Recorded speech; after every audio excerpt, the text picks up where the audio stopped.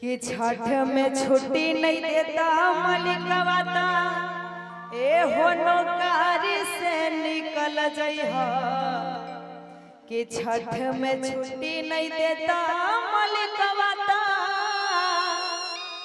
आहो नौकारी से निकल जइहा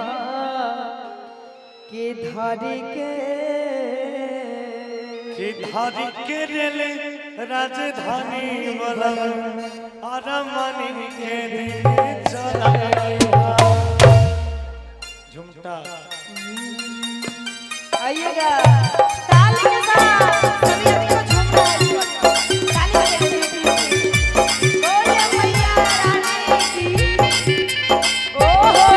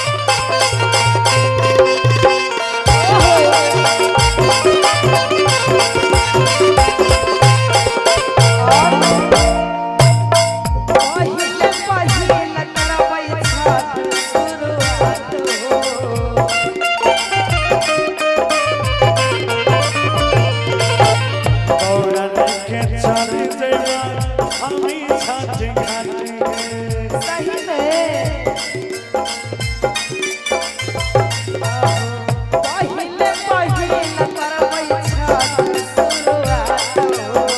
दौड़ लेके चली जइबो छठे घाटी रे झूठ में न बोले छो आइ जेबे त चल जेबो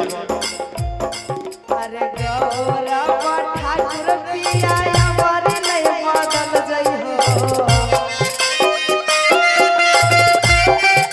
अरे चिंटू राजा आशीष पिया अमर नहीं बदल जई हो धरी के रे लगा धानी कलम हरा पानी के धानी के रे राजधानी के जनयर मानी के अरे छठ में छुट्टी नहीं देता मालिक वतन नौकरी से निकल गई हो छठे में छुट्टी नहीं देता मन के नौकरी से निकल जइबो छठ में छुट्टी नहीं देता मालिक वतन नौकरी से निकल गई हो आगे धारी के रेला आगे धारी के रेला राजधानी के जनयर मानी के धरी के रे लगा धानी कलम हरा पानी के आगे धारी के रेला राजधानी के जनयर मानी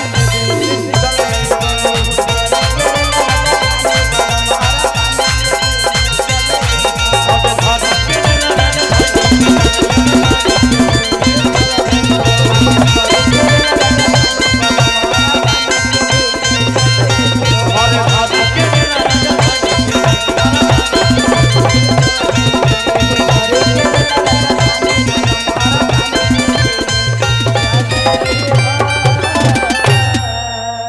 बोल दे प्रेम से छठी मैया एक तैयार है तो उनका कॉमेडी देख लीजिए उसके